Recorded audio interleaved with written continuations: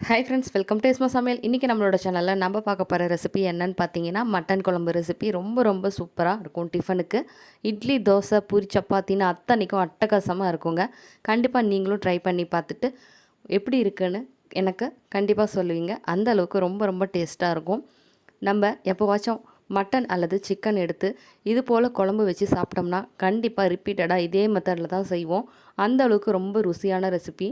வாங்க, நம்ம இன்றைக்கி செஞ்சுருக்கக்கூடிய மட்டன் குழம்புக்கு என்னென்ன தேவை, எப்படி செய்யலாங்கிறத பார்த்துட்டு வந்துடலாம். 100 கிராம் அளவுக்கு வெங்காயம், 2 முழு பூண்டு, 50 கிராம் அளவுக்கு இஞ்சி எடுத்திருக்கோம். இது 1 கிலோ கறிக்கான அளவு.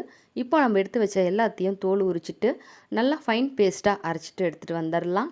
கூடவே கறிக்கு 3 தக்காளி, கொஞ்சமாக தாளிக்க சோம்பு, ஒரு 5 கிராம்பு, கூடவே சின்ன சைஸில் 5 பட்டை எடுத்து வச்சுக்கோங்க. இது தாளிப்புக்காக எடுத்து வச்சுருக்கோம்.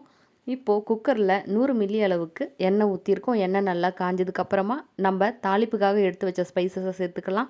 கூடவே ஒரு 3லேருந்து 4 கொத்து அளவுக்கு கருவேப்பிலையை சேர்த்துக்கோங்க. அதுக்கப்புறமா நம்ம அரைச்சி வச்ச இஞ்சி, பூண்டு, வெங்காயம் விழுதை இது கூட சேர்த்துக்கலாம்.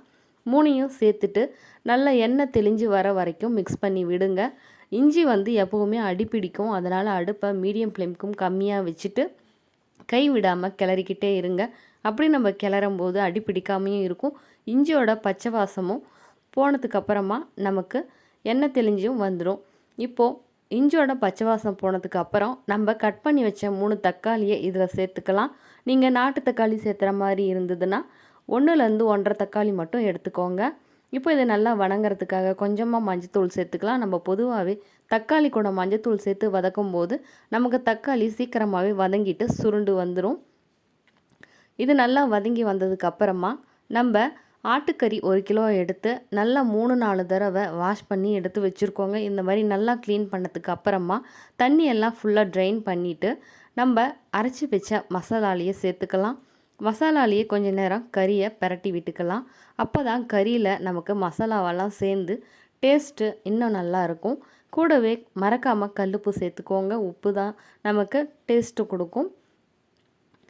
அதுக்கப்புறமா 2 ஸ்பூன் அளவுக்கு மட்டன் மசாலா, 1 ஸ்பூன் அளவுக்கு காரப்பொடி, 2 ஸ்பூன் அளவுக்கு குழம்பு மிளகாய் பொடி சேர்த்துருக்கோம். குழம்பு மிளகாய் பொடி பார்த்திங்கன்னா நாங்கள் வீட்டில் அரைச்ச மிளகாய் பொடி தாங்க சேர்த்துருக்கோம். இது சைவம் மற்றும் அசைவத்துக்கு ரொம்ப ரொம்ப டேஸ்ட்டாக இருக்கும். வீடியோவோட லிங்க் வேணால் நான் டிஸ்கிரிப்ஷனில் தரேன். வேணும்னா போய் செக் பண்ணி பார்த்துட்டு நீங்களும் ட்ரை பண்ணி பாருங்கள். குழம்பு பொடி அந்த அளவுக்கு டேஸ்ட்டாக இருக்கும். இப்போ இது நல்லா பிரண்டு வந்ததுக்கு அப்புறமா இது கூட நம்ம கொத்தமல்லி தூள் சேர்த்துக்கிறோம். நாங்கள் இன்றைக்கி 20 பேத்துக்கான குழம்பு வைக்கிறோம் அப்படிங்கிற அளவுனால ஒரு 5லேருந்து 6 டேபிள் ஸ்பூன் அளவுக்கு கொத்தமல்லி தூள் சேர்த்துருந்தோம். அதையும் இது கூடவே சேர்த்துட்டு மசாலா இருக்க எல்லா பச்சை வாசமும் போகிற வரைக்கும் நல்லா எண்ணெயிலே பிரட்டி விட்டுக்கலாம்.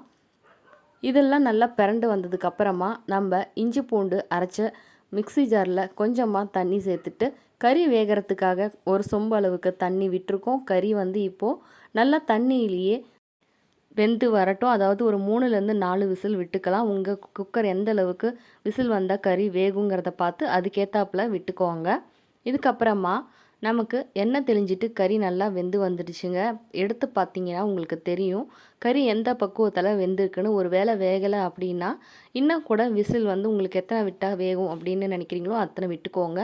இப்போ ஒரு சின்ன தேங்காயை எடுத்து ஸ்லைஸ் பண்ணி வச்சுருக்கோம். அதை நல்லா ஆட்டி எடுத்துகிட்டு வந்துடலாம். நம்ம வேக வச்சு வச்சுருந்த கறியில் இப்போ நம்ம ஆட்டி வச்ச தேங்காயை ஊற்றிக்கலாம். தேங்காயை ஊற்றினதுக்கு அப்புறமா உங்களுக்கு குழம்பு எந்த அளவுக்கு கன்சிஸ்டன்சி தேவையோ அந்த அளவுக்கு விட்டுக்கலாம். நீங்கள் இதை குருமா மாதிரியும் வச்சுக்கலாம், நம்ம கிரேவி மாதிரியும் வச்சுக்கலாம், இல்லை குழம்பாகவும் வைக்கலாம், தண்ணி குழம்பாகவும் வைக்கலாம். உங்களுக்கு எந்த கன்சிஸ்டன்சியில் வேணாலும் இதை வச்சுக்கலாம்.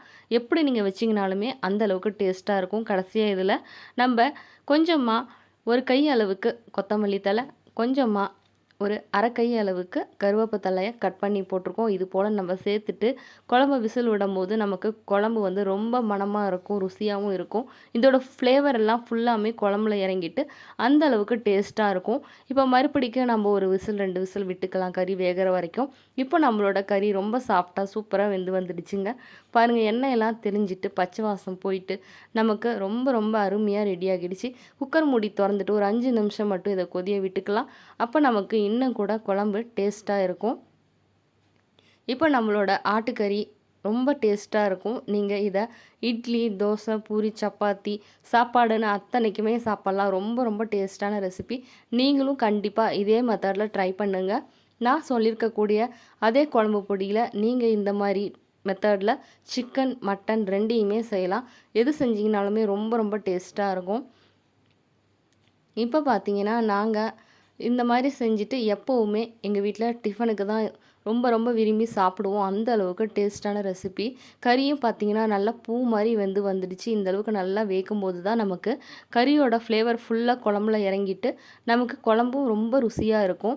நீங்களும் கண்டிப்பாக நான் சொல்லிக் கொடுத்த இதே மெத்தடில் ட்ரை பண்ணி பார்த்துட்டு, உங்களோட கமெண்ட்ஸை மறக்காமல் எனக்கு ஷேர் பண்ணுங்கள். நம்ம சேனலில் இருக்க வீடியோ எல்லாமே உங்களுக்கு பிடிச்சிருந்தது அப்படின்னா, ப்ளீஸ் லைக் பண்ணுங்கள், ஷேர் பண்ணுங்கள், சப்ஸ்கிரைப் பண்ணுங்கள். சப்ஸ்கிரைப் பண்ணலைன்னா கூட பரவாயில்லைங்க, அட்லீஸ்ட் ஒரு லைக் பட்டனையாவது தட்டி விடுங்க.